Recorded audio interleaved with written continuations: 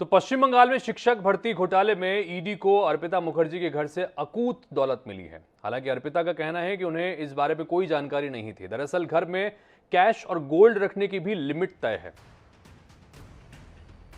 इसके लिए आपको कोई सोर्स बताने की जरूरत नहीं है। लिमिट से ज्यादा गोल्ड रखने पर आपको इसका सोर्स बताना होगा।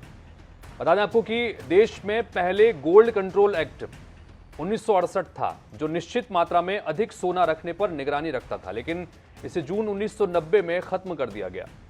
सरकारी नियम के मुताबिक विवाहित महिला 500 ग्राम तक सोना अपने पास रख सकती है, जबकि अविवाहित महिला 250 ग्राम और विवाहित पुरुष 100 ग्राम सोना अपने पास रख सकता है।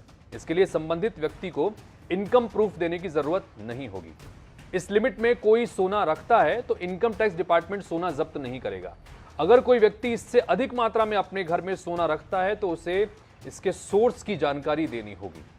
इसी तरह से कितना सोना रखने की छूट मिलती है, इसके संदर्भ में भी नियम बने हुए हैं। केंद्रीय प्रत्यक्ष कर बोर्ड यानी सीबीडीटी के मुताबिक सोर्स की जानकारी देने पर गोल्ड के आभूषण रखने पर कोई रोक नहीं है, लेकिन इनकम टैक्स एक्ट 1961 के सेक्शन 132 के मुताबिक इनकम टैक्स अधिकारियों के पास ये अथॉरिटी है कि वो लिमिट से ज्यादा ज्वेलरी होने पर उसे जब्त कर सकते हैं।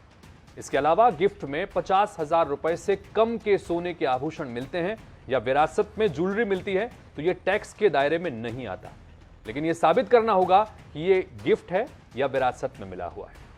इसी तरह से कैश रखने को लेकर भी कुछ नियम है। घर पर कैश रखने के वैसे तो कोई लिमिट तय नहीं है, लेकिन आपको इस कैश का सोर्स बताना होगा कि आपने किस माध्यम से इस पैसे को कमाया है।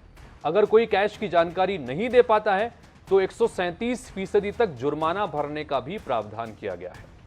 इसी तरह से नियम और क्या कहते हैं वो आपको बताएं तो नए नियमों के मुताबिक फाइनेंशियल ईयर में कैश में 20 लाख रुपए से अधिक का ट्रांजैक्शन करने पर जुर्माना भरना पड़ सकता है। सीबीडीटी के मुताबिक कोई एक साल में 20 लाख रुपए नकद जमा करता है तो उसे पैन और आधार की जानकारी देनी होगी। वहीं 2 लाख रुपए से ज्यादा कैश में खरीदारी नहीं की जा सकती। इससे ज्यादा की खरीदारी आपको करना है तो या तो आपको चेक का इस्तेमाल करना होगा या दूसरे ट्रांजैक्शन के जो ऑप्शंस हैं उसके जरिए खरीदारी करनी होगी। साथ ही आप किसी को कैश में चंदा देते हैं तो इसकी लिमिट भी 2000 रुपए तक तय कर दी गई है। इनकम टैक्स एक्ट 1961 के सेक्शन 269 SS के मुताबिक कोई भी व्यक्ति किसी दूसरे व्यक्ति से 20,000 से ज्यादा का लोन नकद में नहीं ले सकता। हालांकि ये नकद लेन देन जमकर चलता है, लेकिन नियम यही कहता है कि 20,000 से ज्यादा का नकद लोन आप किसी दूसरे व्यक्ति से नहीं ले सकते।